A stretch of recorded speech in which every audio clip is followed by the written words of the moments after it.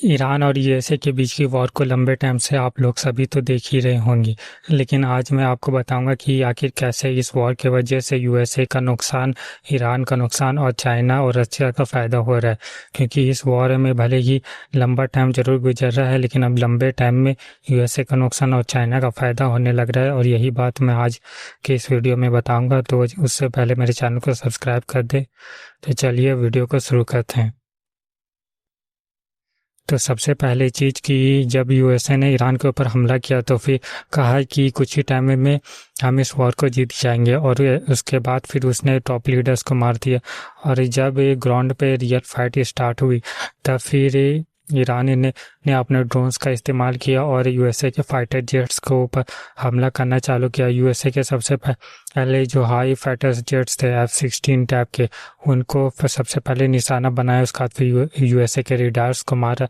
Dubai, Saudi अरब और बाकी सारे गल्फ कंट्रीज़ के ऊपर भी अटैक किया। और उसके बाद फिर ईरानी ने अभी के टाइम में यूएसए के करीब 16 न्यू A-16 टाइप के जहाज़ थे, जिनमें से एक जहाज़ को अब यूएसए ईरान ने मार दिया है। मतलब कि अब 16 नहीं, अब 15 A-16 जहाज़ अमेरिका के पास बचे हुए हैं। और साथ में ईरान के पास कोई भी बड़ा युद्धपोत नहीं है, मतलब कि ये कोई भी बड़ा समुद्री युद्धपोत नहीं है। और यूएसए के पास दुनिया में सबसे ज़्यादा युद्धपोत है। वैसे ये युद्धपोत की बात करें तो दुनिया में 8 ही कंट्रीज ऐसे हैं जिनके पास समुद्र में जाने वाली युद्धपोत जहाज़ें हैं, और उनमें यूएसए और चाइना। यूएसए इसमें नंबर 1 पे है, लेकिन यूएसए का जो सबसे तगड़ा और सबसे पावरफुल युद्धपोत था वो ईरान के आसपास मंडरा रहा था, लेकिन उसमें अचानक से आग लग गई, जिसमें से 200 जो सैनिक थे और वो घायल हो गए। जिसके बाद इस युद्धपोत को दोबारा से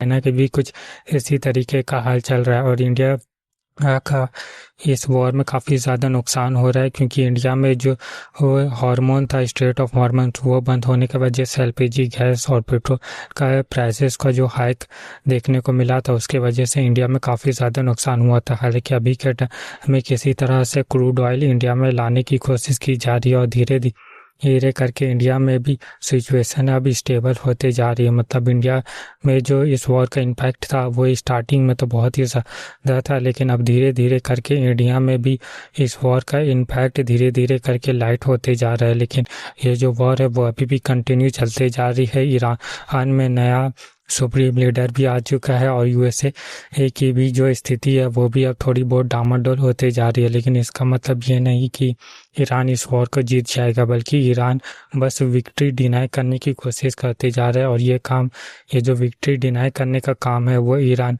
स्टार्टिंग के कुछ डेज से ही करते आ रहा था। जैसे कि स्टार्टिंग में उसने यूएसए के जो कुछ मेन रेडार सिस्टम्स थे,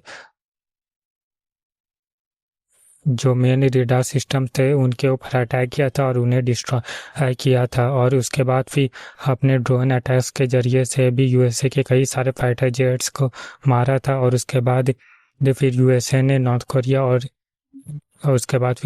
साउथ कोरिया, जापान से अपने कुछ मिसाइल्स को बुलाया था, लेकिन इन नॉर्थ कोरिया की वजह से उन मिसाइल्स को किसी रीज़न की वजह से उन मिसाइल्स को यूएसए को वापस ले जाना पड़ा था।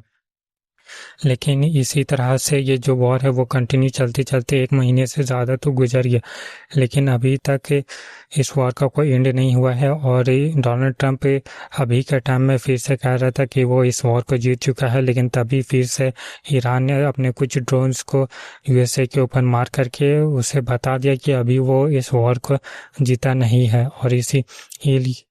और अगर